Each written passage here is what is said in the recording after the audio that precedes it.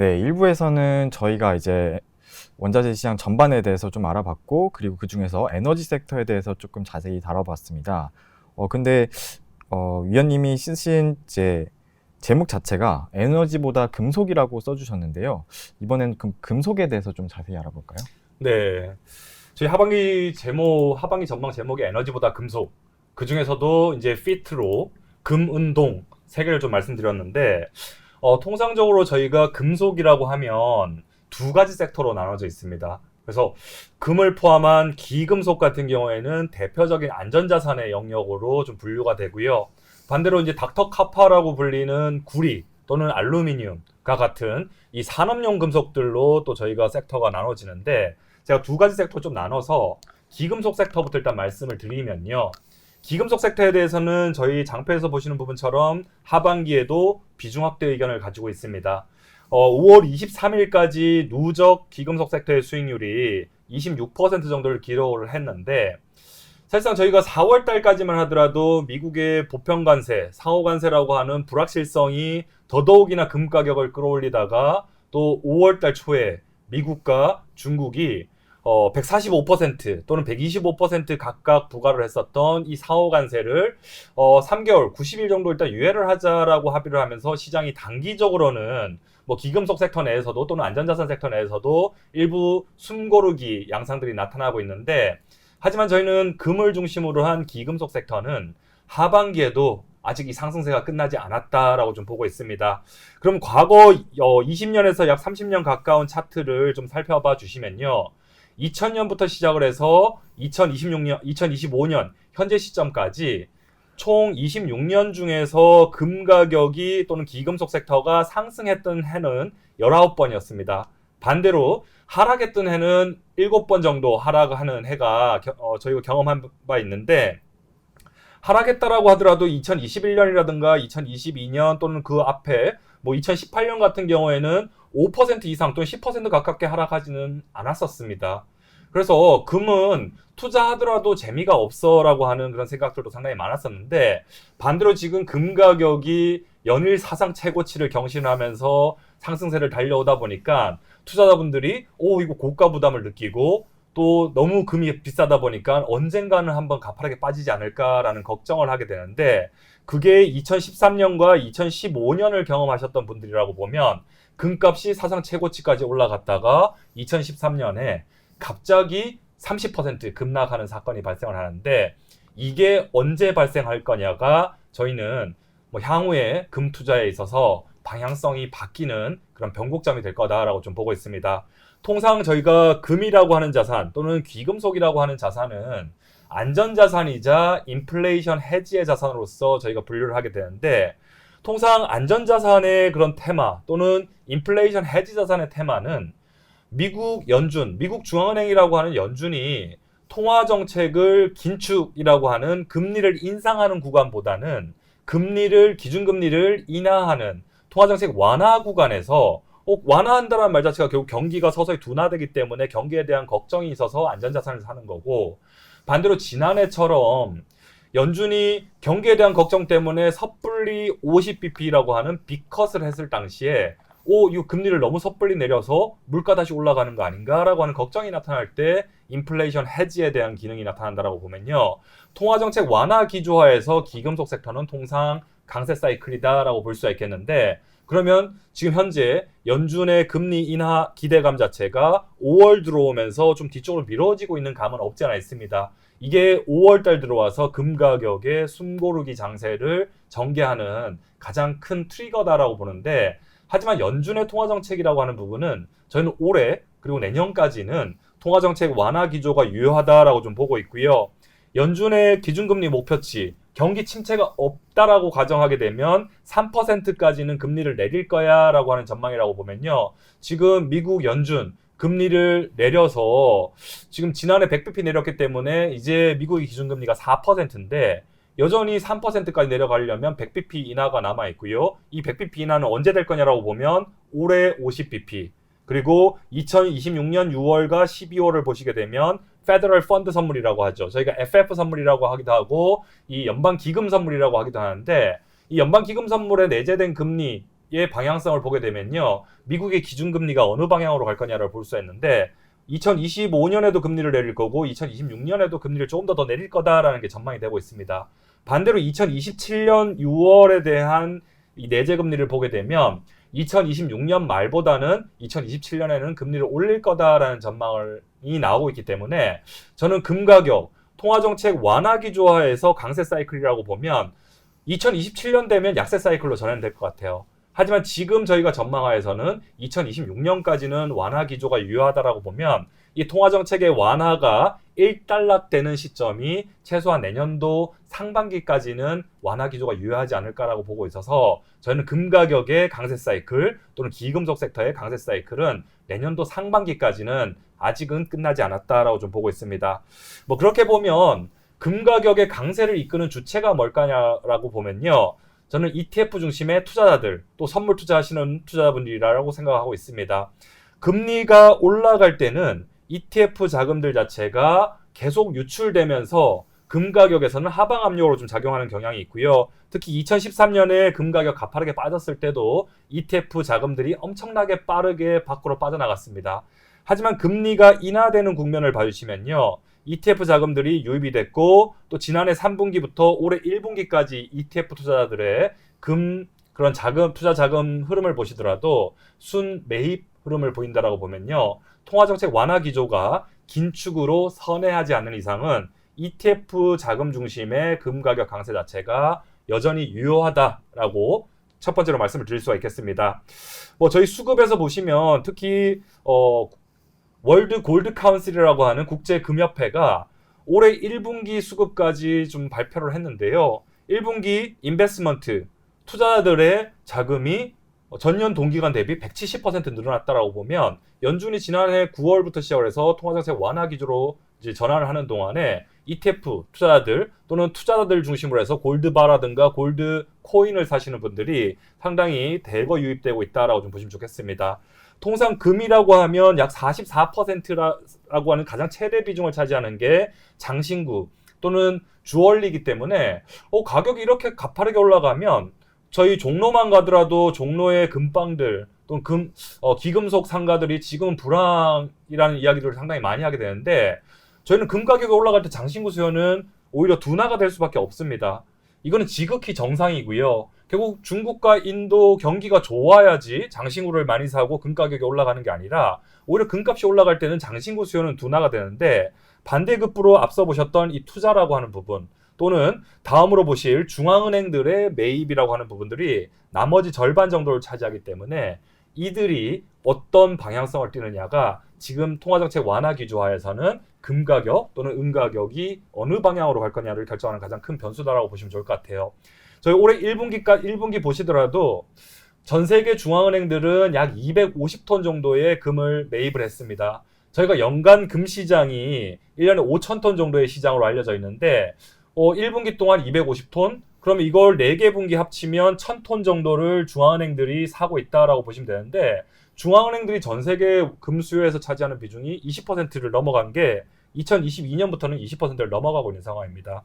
이 중앙은행들은 통상 2008년 미국의 금융위기를 기점으로 해서 중앙은행들이 금 보유고를 늘리기 시작을 했는데 이게 사실상은 상당히 많이 변화가 있었었죠. 2008년까지만 하더라도 중앙은행들은 금을 매각을 해왔습니다. 왜 매각을 했었느냐라고 하면 과거에 저희가 금본위 제도에서 벗어나서 이제는 금이 더 이상은 통화시장의 중심이 아니었기 때문에 과거에 금을 많이 가지고 있었던 유럽이라든가 미국의 중앙은행들은 오히려 금을 계속 매각해왔던 게 2008년까지라고 보시면요. 왜 2009년부터 금을 순매입하기 시작했느냐가 저희는 잘 주목하셔야 되는 부분이다라고 생각합니다. 저희 2008년에 서프라임 모기지발 미국 금융위기가 발생을 했고요. 당시에 미국도 망할 수 있어 또는 신용평가 글로벌 신용평가사라고 하면 저희가 스탠다드 앤 푸어스 또는 피치라든가 또는 최근에 미국의 국가신용등급을 한 단계 강등을 한 무디스까지 3대 신평사를 볼 수가 있는데 2011년도 때 S&P 스탠다드 앤 푸어스가 미국의 신용등급을 강등을 하면서 당연히 신용등급 강등할 때는 최소한 1년 또는 그보다는 앞서서 네거티브에 대한 전망들이 좀 붙기 때문에 2009년부터는 미국도 망할 수 있어. 그렇기 때문에 우리 외환 보유고에서 조금 미국 달러에만 의존하는 것보다는 다른 자산으로 좀 분산을 시켜놔야 돼라고 하는 게 중앙은행들의 매수세를 이끌었다라고 보시면 좋을 것 같아요. 거기다가 2022년 이후부터는 중앙은행들의 금 매입이 훨씬 더 강화가 되는데 저는 뭐 한 가지 이슈는 미국과 중국 간의 갈등이라고 하는 부분들이 전 세계 어떻게 보면 글로벌라이제이션이라고 하는 부분들을 냉전으로 바꿨다라고 하는 게 하나의 재료라고 보는데 나머지 하나는 이 두 번째로 피치라고 하는 그런 신용평가사가 미국의 국가 신용 등급을 또 낮출 수 있어라고 하는 부정적인 전망을 하면서 2022년부터는 미국 달러에서 조금 더 벗어나서 미국 달러를 해지하기 위한 여타 통화로의 좀 외환 보유고 다변화가 더 일어났다라고 좀 보시면 금 가격이 달러 강세 구간에서도 금 가격 혼자서 유로, 파운드와는 다르게 금 가격 혼자서 상당히 급등했던 양상들을 볼 수가 있겠습니다. 그럼 이번에는 무디스마저도 하나 남아있던 무디스마저도 미국의 국가신용 등급을 더 이상은 최고 등급인 트리플 A가 아니라 더블 A로 강등을 했다라고 보게 되면요. 글로벌 중앙은행들 역시 여전히 미국 트럼프 행정부 하에서 불확실성이 상당히 크다라고 보면 외환 보유고 다변화 차원의 그런 금 매입 자체를 지속을 할 거다라고 좀 보고 있습니다. 그렇다고 보면 저희는 여전히 연준의 통화정책 완화 기조 뒤로 좀 밀리긴 하지만 또 관세의 여파를 확인하고 나서 연준이 금리 인하를 다시 또 전개할 거긴 하지만 올해와 내년까지는 통화정책 완화 기조가 유효하다라고 보게 되면요. 금 가격에 대한 강세 전망은 유효하다라고 좀 보고 있습니다. 단기적으로 금 가격이 한때 온스당 3,500달러 찍고 나서 빠르게 좀 빠져서 3,100달러에서 지금 이제 변동성 3,100달러를 또 바닥으로 해서 좀 다시 또 상승을 좀 시도를 하고 있긴 한데 저희는 하반기만큼은 3,100달러를 하단으로 해서 3,600달러까지 상승을 할 수 있다라고 좀 보고 있고요. 금 가격에 대한 강세 사이클은 저희는 내년도 상반기까지는 최소한 유효하다라고 보게 되면 내년도 상반기까지의 목표치는 4,000달러를 좀 제시하고 있습니다. 그래서 오히려 금 가격 단기적으로 다시 위험자산으로 안도성 랠리가 들어오면서 위험자산 선호, 안전자산 선호가 후퇴가 되면서 금 가격이 빠지나 매도하시는 분들이 있긴 하겠지만 저는 매도보다는 오히려 단기적으로 불가피한 조정이 나오면 저가 매수를 통해서 최소한 내년도 상반기까지는 금은 롱 포지션을 들고 가시는 게 좀 좋을 것 같다라고 생각을 합니다. 반대로 이제 금 가격이 작년에도 한 30% 달러 텀으로 오르고 올해도 3,500달러까지 올라갔을 때 약 30% 정도 상승을 했기 때문에 투자자분들 입장에서는 금 가격이 너무 비싸요라고 하시는 분들이 많을 수밖에 없습니다. 그래서 금을 이미 가지고 계신 분들은 너무 행복한데 금을 안 가지고 계신 분들은 지금 3,300에서 한 3,400달러 정도 사이에 있는 금 가격이라고 하더라도 3,600달러 올해 연말 보고 들어가기에는 사실상 상승폭이 별로 안 큰데라고 생각할 수는 있을 것 같아요. 그런 분들은 만약에 올해 하반기에 경기 침체까지 보시지 않는다라고 보면요. 은에 투자하시라고 저는 말씀을 드리고요. 저희가 통상 금과 은은 귀금속 섹터에 속하면서 대표 안전자산이자 인플레이션 해지 자산으로 분류가 됩니다.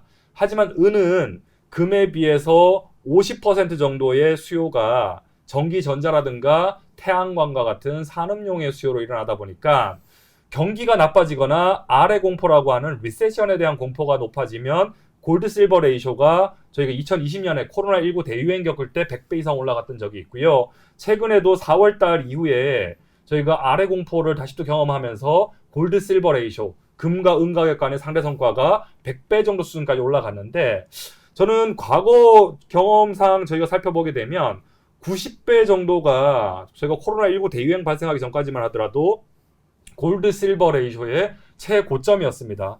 그러면 역대 고점보다도 지금 100배 정도에서 거래되고 있는 골드 실버 레이쇼는 분명히 과도하게 은 가격이 금 가격에 비해서 못 올랐다라는 이슈가 될 거고 아니면 금 가격이 은 가격에 비해서 너무 빠르게 올라갔다라고 해석을 할 수도 있을 것 같은데 통화정책 완화 기조가 유지가 되고 저희가 경기 침체까지는 아니다라고 보게 되면 실질금리가 하락하게 될 거고 실질금리가 하락하는 구간에서는 지금 100배 부근에서 거래되고 있는 골드 실버 레이쇼도 동반 하향 안정화될 거다라고 좀 보고 있습니다. 그렇다고 보면 저희는 하반기의 경기 테마가 미국의 경기 또는 관세라고 하는 불확실성이 미국의 경제 성장률을 조금은 하향시키긴 하겠지만 경기 침체까지는 가지는 않는다라고 보면 경기가 너무 뜨겁지도 않고 너무 차갑지도 않은 뜨뜻미지근한 상태. 저희 이코노미스트 같은 경우에는 스태그플레이션과 골디락스의 한 중간 정도 상태라고 보는데 그런 구간에서는 저희가 뭐 산업용 수요가 크게 나빠질 재료는 없다라고 보면요. 금 대비 과도하게 저평가되어 있는 은 가격에 대해서 투자를 하시는 게 좋으실 수 있다고 생각하고 있고요. 은 가격 올해 30달러 정도의 바닥은 잘 지키면서 35달러를 넘어가지 못하는 수준에서 좀 등락을 거듭하고 있는데 저는 지금 은 가격이 금보다는 상당히 저평가되어 있기 때문에 올해 하반기만큼은 30달러는 바닥으로 하면서 35달러에 이어서 40달러도 좀 돌파하는 시도 자체를 당분간 최소한 내년도 상반기까지는 좀 전개해 나가지 않을까라고 좀 보고 있습니다. 그 점에서 금과 은에 대해서는 저희는 좀 토픽으로 좀 제시해드리고 금 가격이 너무 비싸다라고 생각하시는 분은 은이 좀 변동성은 큽니다. 확실히 또 경기에 대한 침체라든가 아래 공포가 나타났을 때는 은 가격이 금보다 또 빠르게 올라가더라도 반락할 때도 상당히 빠르게 반락하면서 변동성이 크다라는 점은 항상 좀 염두에 두시고요.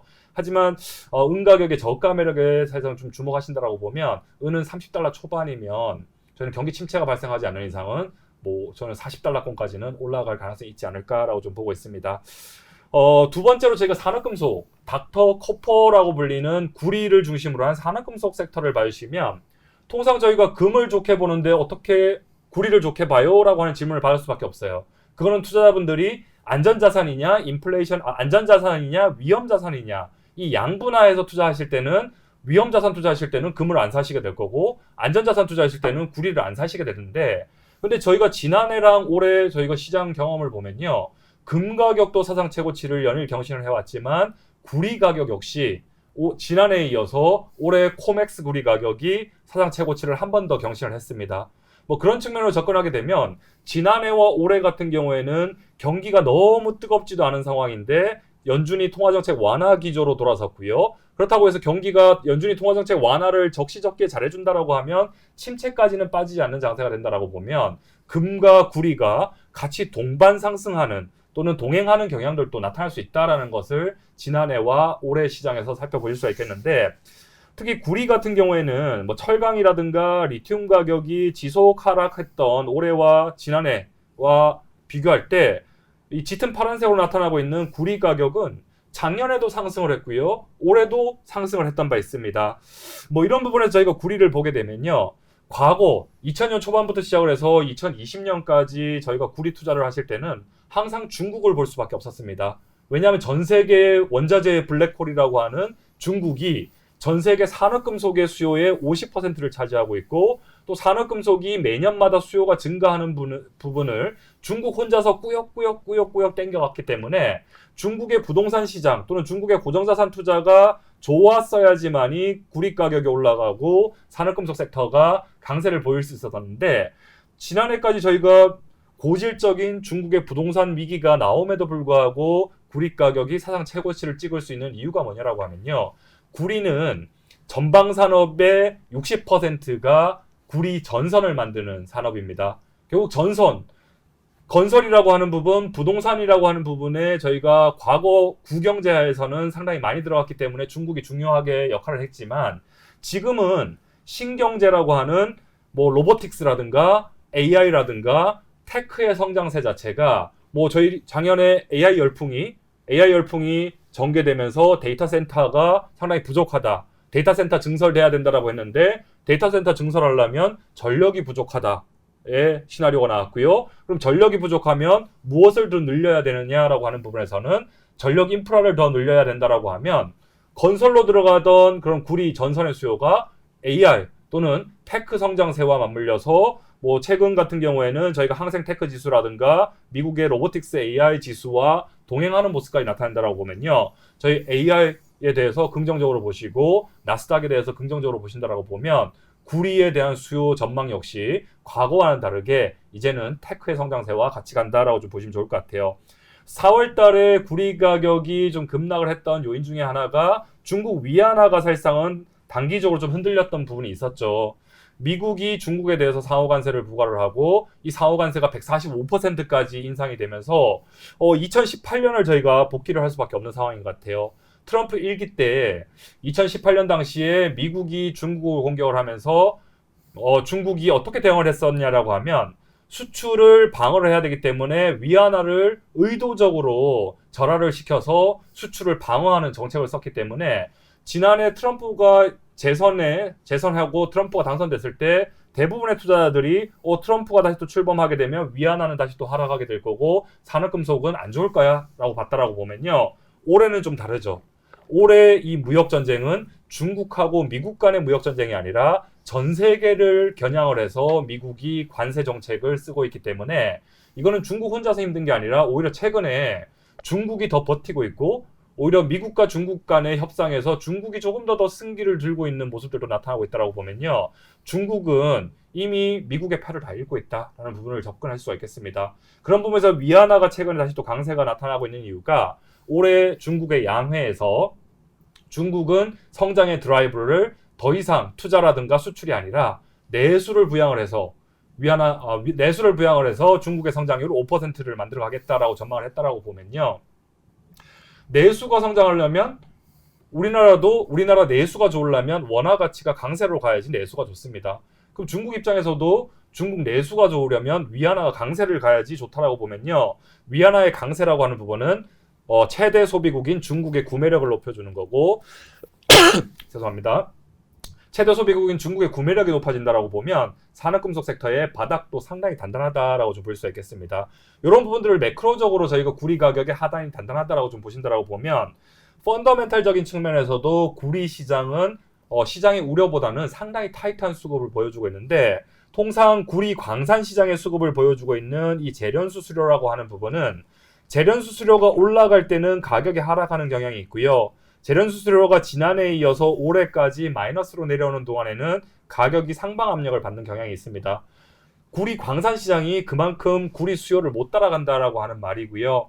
또한 구리 광산에서 정광을 사서 우리나라 LSMNM이라든가 아니면 중국의 강서동업과 같은 그런 동재련소들이 만들어내는 이 구리 원자재는 보통 통상적으로 저희가 정년구리 프리미엄으로 수급을 확인을 하는데 지난해 5월 달에 구리 가격이 사상 최고치를 빵 찍었을 때는 가격이 너무 빠르게 올라갔기 때문에 수요가 냉각되면서 빠르게 프리미엄이 빠졌었다라고 보면 구리 가격이 9,000달러권까지 내려왔을 때는 오히려 이 프리미엄이 올라가면서 구리 수요를 견인하고 있다라는 부분을 저희가 접근하실 수가 있겠고요. 이런 부분들이 앞서 저희가 원유 선물 시장에서도 보셨지만 중국 상해 선물 거래소의 그런 원유 선물의 포워드 커브가 근월물 가격이 원월물 가격보다 높은 백오데이션이 나타나고 있고요. 최근에 런던 금속 거래소에서도 백오데이션이 나타나면서 단기적으로 구리 가격의 하방 경직성을 방어를 해주면서 상승 시도를 지지를 하고 있습니다.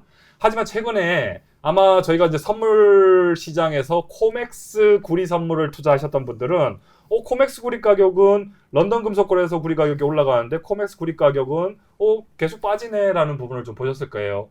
그 이유가 뭐냐라고 하면 코맥스 구리 가격이 올해 트럼프 행정부 출범하자마자 트럼프의 관세라고 하는 부분을 주목을 하면서 트럼프가 관세를 부과하게 되면 철광과 알루미늄처럼 구리에도 25% 관세 매길 거야. 그러면서 선제적으로 구리를 엄청나게 미국이 많이 수입을 했죠. 그러다 보니까 전 세계 수급으로 봤을 경우에는 미국은 선제적인 사재기 또는 수입에 의해서 미국 시장의 그런 포워드 커브는 유일하게 콘탱고를 보이고 있다라고 보면 지금 가격 격차를 봤을 때는 코맥스 구리 가격이 런던 금속 거래소 가격보다는 좀 비싸게 형성이 되어 있다. 그럼 이거는 향후에 관세가 어떻게 되느냐에 따라서 이게 정당화되느냐 안 되느냐를 좀 볼 수가 있는데 실제적으로 구리 시장, 글로벌 구리 시장의 수급만 보게 되면 미국으로 사재기로 인해서 상당히 많이 재고가 이동해 있기 때문에 글로벌 구리 시장에서는 재고가 부족한 현상들 또는 앞서 보셨던 상해 선물 거래소와 런던 금속 거래소의 구리 시장의 백오데이션 자체가 가격의 하방 경직성을 방어하는 주요 주체가 되지 않을까라고 좀 생각하고 있습니다. 또한 저희가 지난해 같은 경우에 중국의 부동산 시장이 고질적으로 위기에 직면했을 당시에도 중국의 구리 수요는 매년마다 역대 최대치를 경신을 하고 있는 모습입니다. 올해도 1월과 2월 같은 경우에는 아직은 비수기이긴 하지만 3월 이후 데이터들이 나오게 되면 중국의 수요가 생각보다 나쁘지 않을까라고 하는 재료들이 나올 텐데 중국은 올해 내수 부양과 맞물려서 신용 사이클이 좋아지고 있는 부분이고요. 그리고 지난해에 이어서 올해도 전선 수요 또는 전력망 투자 자체가 지금 3월까지 나온 지표상으로는 전년 대비 약 20% 정도 전력망 투자가 성장을 하고 있기 때문에 결국 중국 최대 소비국뿐만 아니라 미국의 AI, 유럽의 AI, 유럽의 전력망, 미국의 전력망이 투자가 확대가 된다라고 보면요. 구리 시장은 생각보다 타이트하게 형성될 수 있다고 볼 수가 있겠습니다. 또한 최대 소비국의 재고라고 하는 상해 선물거래소 SHFE의 구리 재고의 방향성을 봐주시면요.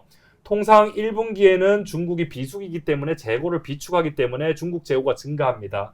하지만 2분기부터는 성수기로 들어가면서 재고가 감소하게 되는데 지금 올해 중국 재고 모습 봐주시면요. 2분기 들어오자마자 재고가 너무 가파르게 감소해서 중국 시장이 너무 타이트해졌고요. 중국의 재고가 적다 보니까 그중에서 출고 예정 재고에 대한 비중도 50% 이상까지 올라가서 중국의 재고가 상당히 타이트해진다라고 보면 그나마 지난해까지는 아시아를 중심으로 해서 LME 재고가 상당히 높게 형성되어 있어서 구리 가격이 사상 최고치 찍고 나서 아래쪽으로 좀 흔들리는 모습이 나타났었다라고 보면 지금 현재는 아시아의 재고가 엄청나게 많이 소진이 되고 있고요. 미국으로 이미 사재기로 들어갔던 재고들은 쉽게 나오지는 못할 것 같습니다. 그렇다고 보면 중국을 주목할 때 부족한 재고를 다시 또 채워 넣어야 된다라고 보면 지금 런던 금속거래소의 재고 중에서 출고 예정 재고의 비중 역시 약 40에서 50% 정도 형성되어 있다라고 보면 런던 금속거래소의 재고 감소세는 지속이 될 거다라고 좀 보고 있고요.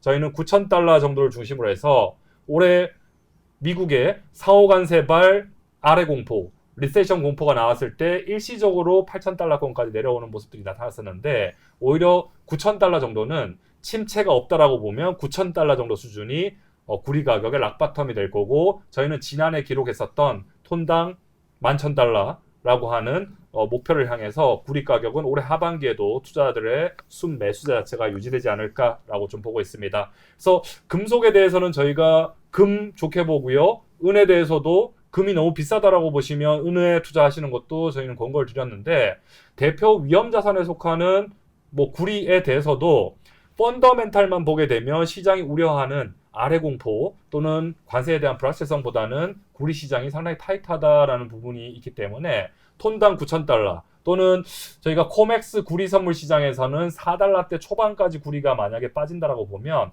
그때는 경기 침체 안 보신다라고 보면 좀 매수하셔도 좀 좋은 가격 레벨이지 않을까라고 좀 생각을 합니다. 그 외에 제가 좀 이제 준비한 마지막 섹터는 저희 위재현 연구원이랑 제가 언급을 안 했지만 농산물 투자하시는 분들도 상당히 많으시죠. 근데 저희는 농산물에 대해서도 올해 연간 전망에 이어서 하반기 전망에서도 중립 의견을 가지고 있습니다.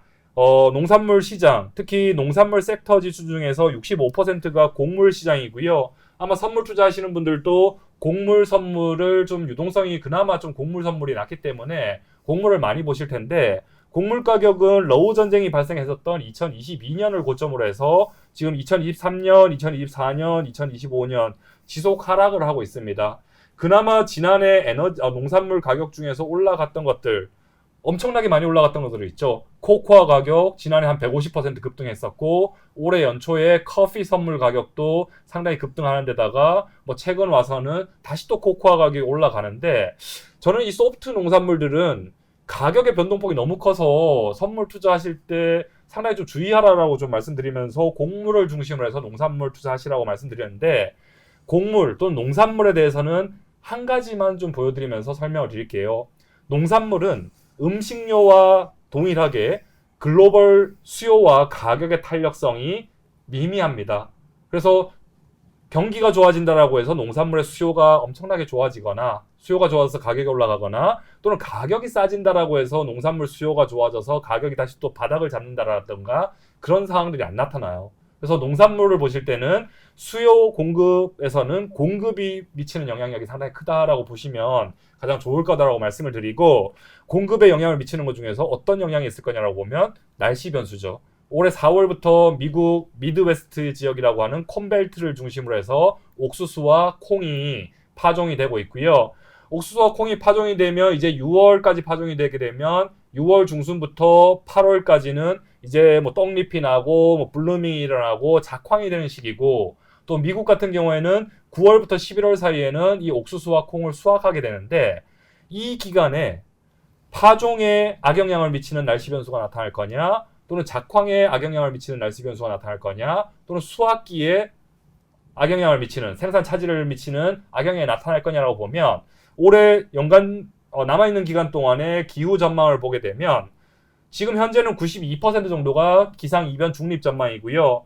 올해 뭐 10월에서 12월 사이에 이 기상이변 중립 전망이 내려간다라고 하더라도 여전히 엘니뇨나 라니냐에 비해서는 기상이변 중립 전망이 높고 또 내년도 연초에도 다시 또 중립 전망이 다시 또 나타나게 된다라고 보면요. 농산물 생산에서 차질을 입힐 만한 그런 공급 차질 요인들은 없다라고 보면요. 공급 측 가격 상방 압력들이 없다라고 보면 농산물 가격들이 특히 이 오션 니노 인덱스라고 하는 이 엘니뇨 라니냐를 가늠하는 지표가 평년 대비 플러스 마이너스 0.5도씨 사이에 갇혀있는 구간에서는 농산물이 크게 상승했던 적은 없었다라는 점 보시면 농산물 섹터에 대해서는 저희는 여전히 좀 중립적으로 접근하셔라라고 좀 말씀드립니다. 유일하게 뭐 올해 연초에 기상 이변이 없다 보니까 옥수수, 콩, 파종을 보시면 예년보다도 엄청나게 빠르게 파종이 잘 되고 있습니다.